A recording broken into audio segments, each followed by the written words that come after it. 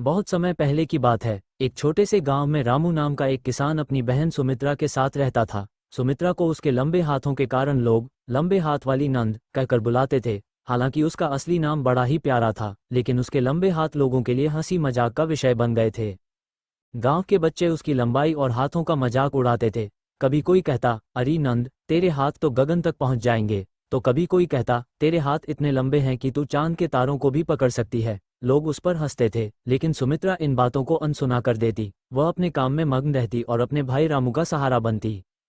रामू और सुमित्रा बचपन में ही अनाथ हो गए थे। उनके माता पिता के गुजर जाने के बाद रामू ने बहन को पालने की जिम्मेदारी संभाल ली थी। रामू दिन भर खेतों में मेहनत करता और सुमित्रा घर के काम संभालती।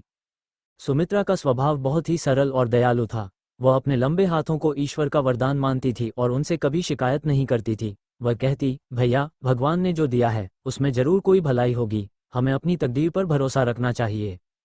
एक दिन गांव में अचानक हलचल मच गई। राजा का एक सिपाही गांव में आया और उसने गांव के चौपाल में सभी को इकट्ठा किया। सिपाही ने घोषणा की, राजा ने फरमान जारी किया है कि उनके महल के बगीचे में पत्तों से बनी एक अनोखी सेज तैयार की जाए। लेकिन ये कोई साधारण सेज नहीं होगी। इसे इतनी सुंदर और चमकदार बनाया जाए कि देखने वाले को लगे जैसे ये सोने की बनी हो। सिपाही ने आगे कहा, जो भी इस काम को पूरा करेगा उसे राजा इनाम देंगे, लेकिन अगर कोई इस काम में असफल हुआ तो उसे सजा भी मिलेगी। ये सुनकर गांव के लोग डर गए। सभी के मन में सवाल उठने लगे, आखिर इतनी सुंदर सेज बनाने का काम कौन कर सकता था। गांव के लोग आपस में चर्चा करने लगे। किसी को भी इस काम को करने की हिम्मत नहीं हो रही थी। रामू भी यह सुनकर चिंतित हो गया।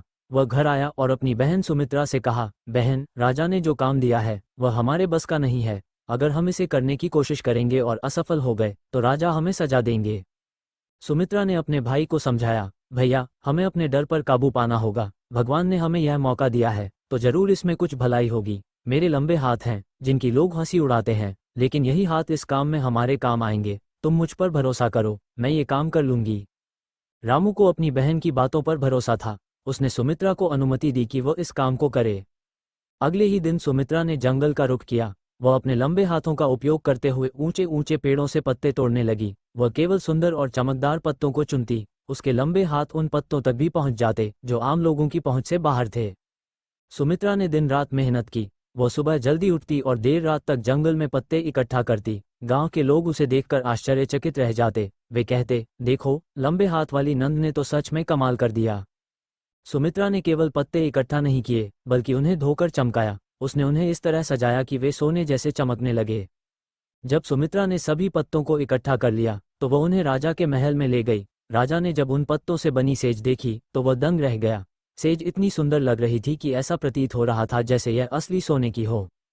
राजा ने सुमित्रा को बुलाकर कहा, तुमने असंभव को संभव कर दिखाया है। तुम्हारे लंबे हाथ तुम्हारी कमजोरी नहीं बल्कि तुम्हारी ताकत है। तुम्हारे काम से मैं बहुत प्रसन्न हूँ।